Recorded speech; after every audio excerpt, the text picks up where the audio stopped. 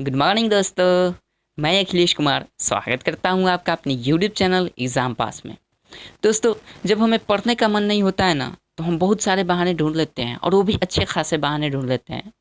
कभी सर दर्द करने लगता है, कभी बुखार सा हो जाता है, तो कभी नींद आने लगती है। इन तमाम बहानों से हम घिर जाते हैं और इस स्थिति में यही डेली का रूटीन बन जाता है। फिर हम क्या कर पाते हैं? कुछ नहीं। इसलिए दोस्तों कहता हूँ कि वक्त के साथ बदल जाइए, वक्त के साथ बदल जाइए या फिर वक्त को बदलना सीख लीजिए। वक्त के साथ बदल जाइए या फिर वक्त बदलना सीख लीजिए। मजबूरियों को क्यों कोसते हैं, हर हाल में चलना सीख लीजिए। तो दोस्तों, इसी मोटिवेशन के साथ आज के इस वीडियो को शुरू करेंगे और देखेंगे 10 बहुत ही महत्वपूर्ण एमसीक्यूज और इस महत्वपूर्ण क्वेश्चन को आपको ध्यान में रखना होगा। तो चलिए दोस्तों, आज की इस वीडियो को शुरू करते हैं। तो दोस्तों, कल मैंने आपसे एक क्वेश्चन किया था कि बताइए कि बाण भट्ट किसके दरबारी कवि थे। बाण भट्ट किसके दरबारी कवि थे और आपको ऑप्शन भी नहीं दिया था। ऑप्शन आज मैं दे रहा हूं और आपको बताना है कि बाण भट्ट किसके दरबारी कवि थे। चूंकि कल मैंने ऑप्शन नहीं दिया था, चूंकि आपसे कहा था कि आप सर्च कीजिएगा कि बाण भट्ट कौन थे और मतलब कि उनके बारे में जितनी भी डाटा है आप सर्च कीजिए। मैं उम्मीद करता हूँ कि आपने सर्च किया होगा, उससे अधिक जानकारी ली होगी और इस क्वेश्चन का उत्तर आप श्योरली देंगे, मैं निश्चित तौर पर कह सकता हूं। तो चलिए दोस्तों, आपको ऑप्शन दे रहा हूं। ऑप्शन नंबर ए है दोस्तों, ऑप्शन नंबर इसमें ए है हर्षवर्धन के, ऑप्शन नंबर बी है समुद्रगुप्त के, ऑप्शन नंबर सी है कनिष्क के और ऑप्शन नंबर डी है चंद्रगुप्त मौर्य के। बाण भट्ट किसके दरबारी कवि थे? इन चारों ऑप्शन में से आपको बताना है कि बाण भट्ट किसके दरबारी कवि थे। चलिए दोस्तों, मैं बता दे रहा हूँ। अगर आपने ईमानदारी पूर्वक सर्च किया होगा, डेली मेरा वीडियो को मॉर्निंग में उठकर देखते होंगे या दिन में कभी भी किसी भी पल देखते होंगे, तो आपने इस क्वेश्चन का आंसर जरूर ढूंढ लिया होगा और इसका आंसर आप जरूर कमेंट बॉक्स में लिखे होंगे, मैं उम्मीद करता हूँ। चलिए, तो इसका आंसर जो होगा दोस्तों वो हर्षवर्धन के। बाण भट्ट किसके दरबारी कवि थे? हर्षवर्धन के। चूँकि हम लोगों ने वैसे भोजपुरी पढ़ाई पर दोस्तों हम लोगों ने पढ़ा भी है वर्धन वंश के बारे में, उसमें हम लोगों ने सभी सारी जानकारियों को हम लोगों ने चर्चा किया है। तो मैं उम्मीद करता हूं कि आपने उस वीडियो को देखे होंगे भोजपुरी पढ़ाई पर। अगर नहीं देखे हैं तो दोस्तों देख लीजिएगा, डिस्क्रिप्शन बॉक्स में लिंक उसका दे दिया हूँ। चलिए, तो इसका राइट आंसर क्या होगा दोस्तों? हर्षवर्धन के। बाण भट्ट किसके दरबारी कवि थे? हर्षवर्धन के थे।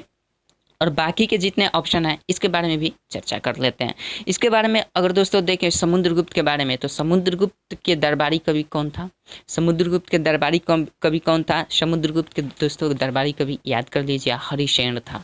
हरिसेन जो था वो समुद्रगुप्त के दरबारी कवि था। वहीं ऑप्शन कनिष्क के बारे में देखें तो कनिष्क का दरबारी कवि कौन कौन थे?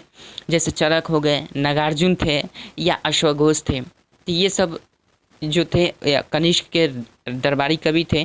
और उसके बाद चंद्रगुप्त मौर्य के देखें तो दोस्तों चंद्रगुप्त मौर्य के दरबारी कवि कौन थे?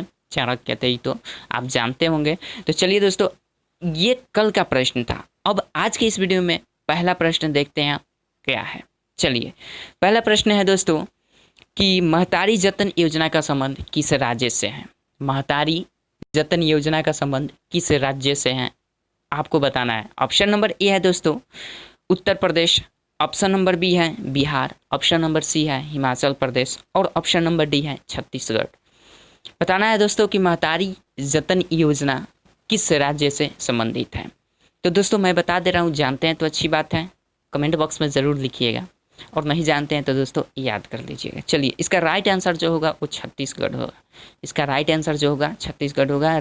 ये दोस्तों योजना महतारी जतन योजना क्या है मैं बता देता हूँ थोड़ी सी जानकारी।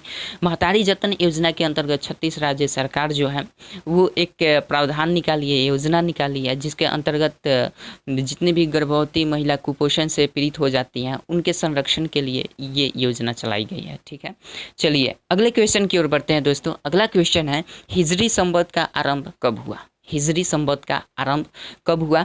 तो ऑप्शन नंबर ए है दोस्तों 632 ईस्वी, ऑप्शन नंबर बी है 622 ईस्वी, ऑप्शन नंबर सी है 570 ईस्वी और ऑप्शन नंबर डी है इनमें से कोई नहीं। बताना है कि हिजरी संवत का आरंभ कब हुआ था। चलिए दोस्तों, तो इसका आंसर मैं बता दे रहा हूँ, आपको याद कर लेना है। चलिए, इसका आंसर जो होगा दोस्तों 622 ईस्वी। 622 ईस्वी में 622 ईस्वी में हिजरी संवत का आरंभ हुआ था। ठीक है दोस्तों, इसके अतिरिक्त जो ऑप्शन और हैं उसके बारे में भी चर्चा कर लेते हैं। दोस्तों हिजरी संवत का संबंध अगर देखें तो पैगंबर हजरत मोहम्मद सल्लल्लाहु अलैहि वसल्लम साहब के से ही होता है और उसके संबंध में ही 622 ईस्वी में ये हिजरी संवत उनके ही मतलब उनके ही द्वारा ये 622 इसमें हिजरी संवत का आरंभ होता है। तो इसके अतिरिक्त जो ऑप्शन है जैसे 632 ईस्वी है, 632 ईस्वी में क्या होता है, पैगंबर हज़रत मोहम्मद साहब की मृत्यु होती है। पैगंबर हज़रत मोहम्मद साहब की मृत्यु कब होती है? 632 ईस्वी में। वहीं देख लें 570 ईस्वी में, तो 570 ईस्वी में दोस्तों पैगंबर हज़रत मोहम्मद सल्लल्लाहु अलैहि वसल्लम साहब की जन्म होती है 570 ईस्वी में, और 632 ईस्वी में इनकी मृत्यु हो जाती है। इस बीच में 622 ईस्वी में ये हिजरी संवत की शुरुआत होती है इन्हीं के समय में। तो पैगंबर हज़रत मोहम्मद सल्लल्लाहु अलैहि वसल्लम साहब कौन थे दोस्तों? ये इस्लाम धर्म के प्रवर्तक थे। ठीक है, ये भी जानकारी इंपॉर्टेंट है, इसलिए आपको ध्यान में रखना है। चलिए अगले क्वेश्चन की ओर बढ़ते हैं। अगला क्वेश्चन है दोस्तों, अजंता की गुफा कहाँ है? अगला क्वेश्चन है अजंता की गुफा कहाँ है, और इसका ऑप्शन है, ऑप्शन नंबर ए है दिल्ली, ऑप्शन नंबर बी है महाराष्ट्र, ऑप्शन नंबर सी है गुजरात, और ऑप्शन नंबर डी है इनमें से कोई नहीं। बताना है कि अजंता की गुफा कहाँ है। दोस्तों मैं आपको बता दूं, इसका राइट आंसर होगा अजंता की गुफा महाराष्ट्र में। अजंता की गुफा कहाँ है? महाराष्ट्र में। दोस्तों एक और क्वेश्चन आता है, एलोरा की गुफा कहाँ है? एलोरा कहाँ है? तो एलोरा भी वहीं पे है महाराष्ट्र में। चलिए अगला क्वेश्चन है दोस्तों ओपेरा हाउस कहाँ स्थित है? अगला क्वेश्चन है ओपेरा हाउस कहाँ स्थित है? ऑप्शन नंबर ए है Sydney Australia, option number B है Agra Bharat, option number C है मास्को रूस, या और ऑप्शन नंबर डी है पेरिस फ्रांस।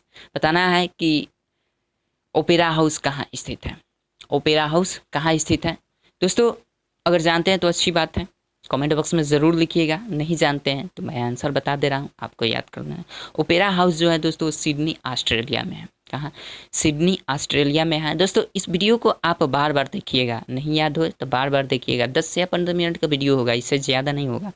चलिए इसका राइट आंसर दोस्तों क्या होगा? सिडनी ऑस्ट्रेलिया होगा। ठीक है, चलिए अगले क्वेश्चन की ओर बढ़ते हैं। अगला क्वेश्चन है दोस्तों मेगास्थनीज भारत कब आया था? मेगास्थनीज भारत कब आया था? ऑप्शन नंबर ए है 399 ईस्वी, ऑप्शन नंबर बी है 298 ईस्वी, ऑप्शन नंबर सी है 305 ईस्वी, और ऑप्शन नंबर डी है इनमें से कोई नहीं। बताना है कि मेगास्थनीज भारत में कब आया था। दोस्तों मेगास्थनीज के बारे में भी हम लोगों ने भोजपुरी पढ़ाई पर पढ़ा है, और आपको अगर वीडियो देखना है भोजपुरी पढ़ाई वाला, उसमें भी मैंने बताया है मेगास्थनीज के बारे में। ठीक है, अशोक के बारे में भी बताया है, मेगास्थनीज के बारे में, सेल्यूकस निकेटर के बारे में, चंद्रगुप्त मौर्य के बारे में, बहुत सारे वीडियो में हम लोगों ने चर्चा किया है, डीपली चर्चा किया है। तो आप अगर चाहते हैं उस वीडियो को देखने के लिए तो डिस्क्रिप्शन बॉक्स में लिंक दे दिया हूँ, आप देख सकते हैं वहाँ से। तो दोस्तों इसका राइट आंसर मैं बता दे रहा हूँ। इसका राइट आंसर जो होगा 305 ईस्वी में।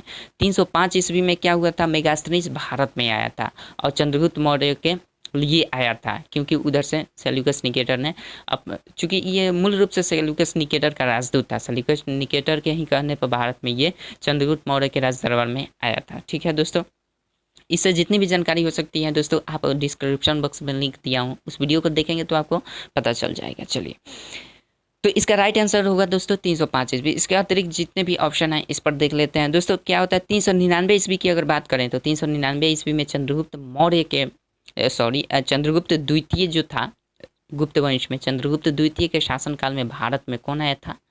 भारत में चंद्रगुप्त द्वितीय के शासनकाल में फाहियान आया था। ठीक है दोस्तों, तो ये 399 ईस्वी में आया था लगभग। और 298 ईस्वी की बात करें तो 298 ईस्वी में दोस्तों डायमेकस नाम का राजदूत आया था, जो सीरिया का नरेश था। डायमेकस नाम का एक राजदूत था जो सीरिया का मतलब कि राजदूत कह सकते हैं। डायमेकस जो था वो एंटियोकस प्रथम का राजदूत था। तो डायमेकस जो था वो सीरिया से संबंध रखता था, और वहाँ ये कब आया था? बिंदुसार के शासनकाल में आया था। बिंदुसार कौन था दोस्तों? चंद्रगुप्त मौर्य का पुत्र था। तो इसके शासनकाल में भारत में आया था। चूँकि बिंदुसार जो दोस्तों था वो बहुत शांत स्वभाव का शासक था। चलिए दोस्तों अगले क्वेश्चन की ओर बढ़ते हैं। अगला क्वेश्चन है दोस्तों चीनी का रासायनिक सूत्र क्या है? चीनी का रासायनिक सूत्र क्या है? और ऑप्शन नंबर ए है CaOCl, या फिर कह सकते हैं CaOCl2 भी कहीं कहीं मिल सकता है ऑप्शन में।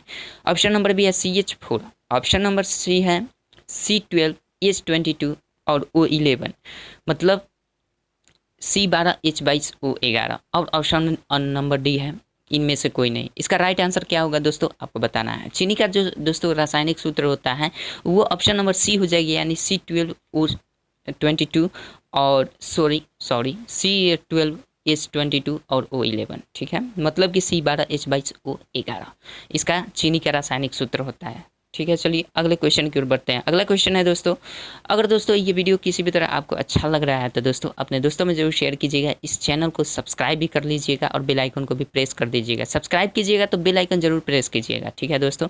चलिए, और वीडियो अच्छा लगे तो लाइक ज़रूर कीजिएगा। चलिए अगला क्वेश्चन है दोस्तों, होम्योपैथी का जनक कौन था? होम्योपैथी का जनक कौन था? ऑप्शन नंबर ए है Joseph Lister, option number B है हैनीमैन, ऑप्शन नंबर सी है जेम्स हैरिसन और ऑप्शन नंबर डी है ह्यूगो डी ब्रीस, ठीक है दोस्तों। इसका राइट आंसर क्या होगा दोस्तों, आपको बताना है। होम्योपैथी का जनक कौन था? ऑप्शन नंबर जो बी है दोस्तों हैनीमैन, यही इसका राइट आंसर होगा, ठीक है। जानते हैं तो अच्छी बात है, आप ज़रूर कमेंट में लिखिएगा अगर जानते हैं तो, नहीं जानते हैं तो दोस्तों याद कर लीजिए। चलिए इसका राइट आंसर होगा दोस्तों हैनीमैन। अगले क्वेश्चन की ओर बढ़ते हैं। अगला क्वेश्चन है दोस्तों, डीडीटी का खोज किसने किया था? डीडीटी की खोज किसने किया था? ऑप्शन नंबर ए है doctor Hargobind Khorana, option number B है डॉक्टर पॉल मुलर और ऑप्शन नंबर सी है रॉबर्ट हुक और ऑप्शन नंबर डी है दोस्तों बेटिंग। इसमें बताना है कि डीडीटी की खोज किसने किया था दोस्तों। इसका राइट आंसर जो होगा डॉक्टर पॉल मुलर होगा। इसका राइट आंसर क्या होगा? डॉक्टर पॉल मुलर होगा। और दोस्तों इसके अतिरिक्त जितने भी ऑप्शन है इस पर भी देख लेते हैं। Option number doctor Hargobind Khorana, option number A है, ये किसकी खोज की थी? तो इसने जेनेटिक कोड की खोज की थी, इसने जेनेटिक कोड की खोज की थी। और बी तो डॉक्टर पॉल मुलर, इसने डीडीटी की खोज की थी। और रॉबर्ट हुक किसकी खोज की थी? तो रॉबर्ट हुक कोशिका की खोज की थी। बहुत ही इंपॉर्टेंट क्वेश्चन है और मैं उम्मीद करता हूँ कि आपको पता भी होगा। चलिए डी नंबर ऑप्शन है बेटिंग किसकी खोज की थी? बेटिंग ने डायबिटीज़ की खोज की थी, ठीक है। बेटिंग डायबिटीज़ की खोज, मधुमेह रोग उसकी खोज की थी। चलिए अगला क्वेश्चन है दोस्तों, हजामत बनाने में किस दर्पण का प्रयोग किया जाता है? हजामत बनाने में किस दर्पण का प्रयोग किया जाता है? ऑप्शन नंबर ए है उत्तल दर्पण, ऑप्शन नंबर बी है अवतल दर्पण, ऑप्शन नंबर सी है समतल दर्पण और ऑप्शन नंबर डी है गोलीय दर्पण। बताना है दोस्तों कि हजामत जो बनाते हैं, शेविंग करते हैं, उसमें किस दर्पण का प्रयोग करते हैं? तो इसका राइट आंसर होगा दोस्तों अवतल दर्पण का प्रयोग करते हैं। इसका राइट आंसर क्या होगा? अवतल दर्पण का प्रयोग करते हैं। तो दोस्तों इसको आपको ध्यान में रखना होगा। मैं उम्मीद करता हूँ कि ये क्वेश्चन का आंसर आप पहले से जानते होंगे। चलिए चूँकि डेली यूज़ में हम लाते हैं, अगर नहीं जानते हैं तो शर्म की बात है। चलिए दोस्तों अगले क्वेश्चन की ओर बढ़ते हैं और ये इस वीडियो का लास्ट क्वेश्चन होगा। और दोस्तों अगला क्वेश्चन है, मानव द्वारा सबसे पहले उपयोग में लाया जाने वाला अनाज कौन सा था? मानव द्वारा सबसे पहले उपयोग में लाया जाने वाला अनाज कौन सा था? तो ऑप्शन नंबर ए है दोस्तों जौ, ऑप्शन नंबर बी है जई, ऑप्शन नंबर सी है राई और ऑप्शन नंबर डी है गेहूँ। बताना है इसमें कि सबसे पहले प्रयोग में मानव किस फसल को लाया था, किस अनाज को लाया था? तो इसका राइट आंसर होगा दोस्तों गेहूँ। गेहूँ को सबसे पहले उपयोग में लाया गया मानव द्वारा, ठीक है। चलिए अब कल के लिए आपके लिए एक प्रश्न लास्ट, जो इसका आंसर आपको ढूंढ कर रखना है और आपको अगले वीडियो में इसका आंसर ज़रूर कमेंट बॉक्स में लिखना है। तो चलिए दोस्तों मैं उम्मीद करता हूं कि आप इस क्वेश्चन का आंसर ज़रूर ढूंढेंगे। अगला क्वेश्चन है जो आपके लिए है, आपको सर्च करना है, इससे जितनी भी डाटा हो सकती है गेन करना है, कलेक्ट करना है सर्च किसी भी माध्यम से। चलिए लास्ट क्वेश्चन है दोस्तों कि संसार में सबसे अधिक तिल का उत्पादन कौन सा देश करता है? संसार में सबसे अधिक तिल का उत्पादन कौन सा देश करता है? ऑप्शन नहीं दूंगा, ऑप्शन हम अगले वीडियो में देकर आपको इसका क्लियर कर देंगे।